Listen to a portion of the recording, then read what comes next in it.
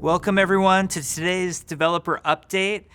Super exciting news. We're talking about BlizzCon today. Now I know it's a little bit early and we're not quite to BlizzCon yet, but we have a very special feature coming just for BlizzCon that we want to tell you about as early as possible. And that feature is called the Overwatch World Cup Viewer. So the Overwatch World Cup Viewer obviously is going to be a way for you to watch the Overwatch World Cup in a way that you've never seen before. But let me go into some detail on how that's going to work. Prior to BlizzCon, we are going to put up a special beta version of the feature because we need to test this more than anything else.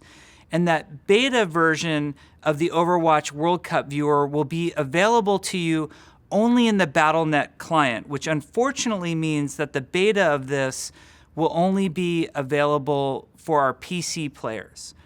Now, what will the Overwatch World Cup Viewer enable you to do? You can watch all of the matches in real time as they're happening live from a spectator point of view, just like our professional esports observers do, which means you can move the cameras around, you can watch from first person, you can watch from third person, you can use a free cam to move around the levels and watch the exciting Overwatch World Cup matches from any view that you deem awesome. Of course, for those of you who don't have access to the Overwatch World Cup Viewer, you can also watch the Overwatch World Cup on all of the streams that will be normally available to you. And you can go to the Overwatch World Cup website to see exactly where those are going to be. But there's more to the Overwatch World Cup Viewer than just watching the matches live.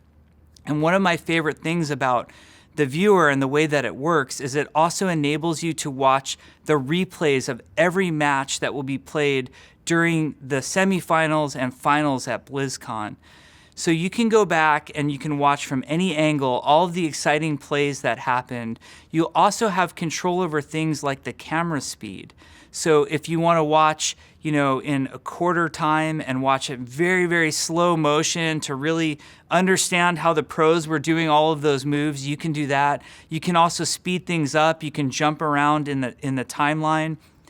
We've enabled some other features with the World Cup Viewer as well, like that top-down map view where you get the little icons on each of the heroes that shows you if they're stunned, if they're casting an ability, and shows you where their health is at and their ultimate status. So you can turn that on as well.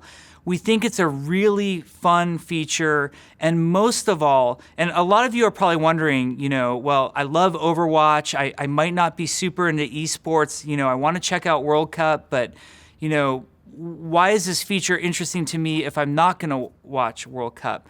Well, by testing the beta version of the Overwatch World Cup Viewer, it allows us to work on the technology that will one day allow us to bring these features to all of Overwatch, both PC and console, in not only an esports setting, but for all of us as individuals. Can you imagine going and watching one of your own matches later, but being able to put the camera wherever you want in that sort of replay view? We think that would be pretty amazing. So to summarize, the Overwatch World Cup Viewer kind of gives us two big features that we can test out for future Overwatch eventually. The first one is the ability to have up to millions of people watch Overwatch in a live setting directly through the game client. And the second feature is a replay feature that allows you to rewatch matches that have already happened. Early on, this will only be for the World Cup and will require a special version of Overwatch only available on PC. But at a later date, we're trying to use this beta to enable the technology to reach every single one of our Overwatch players. So we think that's really exciting. Now, some other BlizzCon news that I think is important to mention, and this is just in terms of setting expectations for you all. I know that a lot of you tend to get in your mind what we've done in the past, and so you anticipate what we're going to do at BlizzCon this year. And I've read a lot of this on social media where you sort of predict what's going to be announced or not announced at BlizzCon. I want to be explicitly clear that we're not announcing a new map this year at BlizzCon. So in the past, we've announced Oasis and we've announced Blizzard World. Both were announced at BlizzCon. To be honest, we felt like they got a little bit lost in the shuffle, both during the timing of announcing at BlizzCon and also the time at which we released them.